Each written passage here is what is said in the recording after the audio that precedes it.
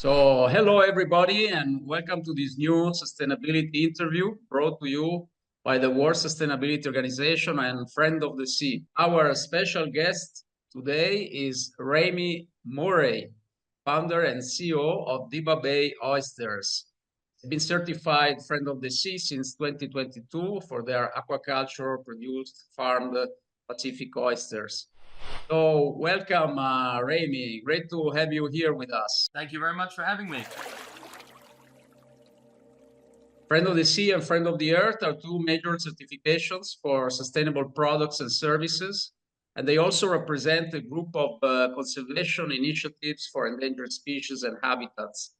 So when you buy a Friend of the Sea or Friend of the Earth product, you are sure it is produced in a sustainable way, and you're also supporting conservation. The interviews we propose on this channel help you learn about companies producing in a more sustainable way. And we hope that they will motivate you to follow their approach and also live and work sustainably. Please remember to subscribe to our channel to be alerted about new interviews and videos, and also to like if you found this video interesting. Wonderful. Can you tell us a bit more about Dibba Bay Oysters? When was it started and what products you propose and which are your targets? Yeah, absolutely. So we're based in Fujairah, which is an emirate of the United Arab Emirates, which is the east coast. So about an hour and a half drive east of Dubai. We're on the Gulf of Oman, which is the tip of the Indian Ocean. So we have a lovely, clean, deep ocean. And we started in 2016, and we're farming exclusively Pacific cupped oysters. Wonderful. It's a special production, isn't it? I believe you are one of the few, or maybe the only one in your area producing oyster. Yeah, yeah, absolutely. We're the only one for in the whole of the Middle East, actually. So it was fairly unusual. I don't think people realized that the Pacific Cup could be farmed in these conditions because of the heat of the water. But what we've learned is it is absolutely possible. And where it has been an issue in other warm parts of the world, it's more down to the food supply than the actual water temperature. So we're quite lucky. We have pretty warm water, but we also have an abundance of algae for most of the year. So it enables the growth rate that you get when you put oysters in warmer water. You have also quite an important target market, right, in your area? Yeah. Several So hotel yeah, so chains. I'm sure everybody's heard of Dubai. It's a pretty vibrant and happening city, and it's got a lot of restaurants, and so we have very heavy demand. So we're lucky. We do some exports, but the bulk of our business is very much focused on the UAE, and we're now averaging over 400,000 oysters a month, and the bulk of that is going to the local market. And what does sustainability mean in the seafood sector? Have you noticed awareness growing, and maybe in which areas? We've noticed a lot of customer interest in sustainability, which is one of the reasons we actually went for the certification. Those that are sort of very knowledgeable about aquaculture and shellfish farming will know that just naturally farming shellfish is very sustainable because we're not feeding them anything; they're feeding naturally in the ocean, and so there's no issues there. And then they're also sequestering carbon as they grow their shells. So shellfish farming in general is fantastic, but it's really useful to get these kind of official certifications that can help explain that to customers, because customers want sustainable food, but you also have to give them the information about how it's sustainable. Definitely, and I always put on top of my list when people ask me what seafood would be more sustainable, bivalves in general, and in Yeah. particular oysters, because of the factors that you mentioned. And sometimes they can even be beneficial because they can create an environment for fish to spawn in and around the right Oh, the rocks, ab- etc. absolutely. And we've done a lot of experiments, and we've found that oyster shells are a wonderful medium to use for building reefs and for also providing shelter for fish to spawn in. And we actually have our own project now, so we're collecting back the shells from partner restaurants, and we have an area off the coast of Fujairah where we're actually building reef with the oyster shells. And so this is attracting huge amount of marine life because the oyster shells are just the perfect base for an environment for fish and for other bivalves. That's excellent, because I remember a few years ago when I visited your plant that this was in planning, this Yeah. conservation initiative. So it's actually taking place. Absolutely. I remember when you visited, we had sort of one bag of shells, and we were talking about what we were going to do. Yeah.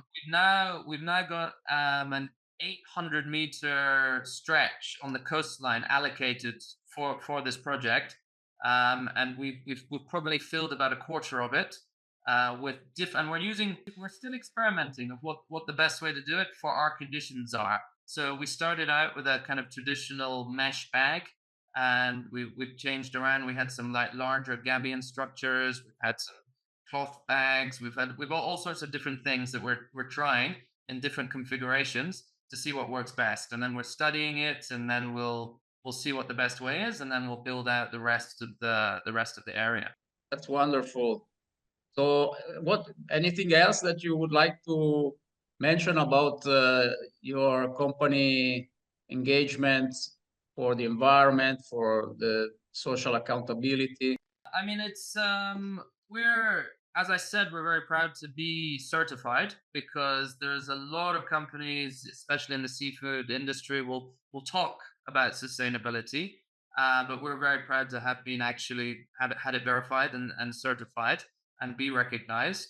As I said, our farming is naturally very sustainable, but we've done everything we can on top of that. We're right down to collecting back the shells and building marine environment. So we're always looking to see where we can improve and where we can do more. But as of now, we're pretty happy with our progress. So, you already mentioned the Friend of the Sea. Do you have other certifications? Are they important for your company? Has it become maybe already part of your policy, all these requirements that are in the Yeah, standard? we're looking at various certifications. I mean, we don't require them, but we like to have them, and we like to have them for two reasons. One, the reason I already mentioned, it's nice for consumers to see that we're not just talking and that it's actually verified sustainable. But also, I like the rigor of certifications because when we did our first initial assessment for getting Friends of the Sea, we found we were in line. We were doing everything to pass the certification, but what actually doing the certification did was it made us more organized. So it gave us some rigor, and it actually helped improve our processes a little bit. So for these two reasons, I would recommend companies that are maybe thinking about getting certified, and not just Friends of the Sea, all different certifications. It's very, very good process to go through for your operations, as well as giving that sort of seal of approval for customers. And I remember that you work in very close contact also with the local authorities, right? In terms of Yes. research and so on. Want to Yeah. tell us a bit more about this? Oh, absolutely. So Fujairah has a research division. So it's the Fujairah Research Center, and so we've been working closely with them. And so again, it's that third party certification which is very helpful for us, and it provides a bit of rigor. So they are helping us monitor, for example, the different species that are being attracted to the reef that we're building. And so we like to just talk of ourselves as oyster experts. So we're very comfortable growing oysters. We're very comfortable building reef out of oyster shells. But beyond that, we like to work with experts. So we work with the government, and they do the monitoring. They've got some crazy AI initiative now where they're identifying the different fish. It's pretty cool. So we're and any agencies that can come and help with what we're trying to do, we're very open and always happy to collaborate. With mussel production, sometimes there is an issue with the plastic nets that are used to hold the mussels. Are there similar issues in the farming of oysters? That can And if be. so, how have you approached the issue and solved the potential risk of, being Yeah. dispersed in water? We actually, when we started, we had mainly plastic mesh nets, and so they would last maybe 3 or 4 years, and then we would break them apart and send them to the recycling. A lot of the nets we're using now are actually more twine based as well, so they'll have plastic dishes and then twine. So we have a whole department for repairing nets, because we want to get as much life out of them as possible. But then when they come to the end of their life, we sort of break them apart into their different components, and we'll send them to the government recycling centers. That's great to hear. And what about social accountability? I know you have a lot of workers, both in the processing as well as in the collection and harvesting. And I saw that the quality of the treatment of the workers is very, very good. You want to add something to that? How many people Yeah. are working with you? And We're probably around about 150 employees at the moment.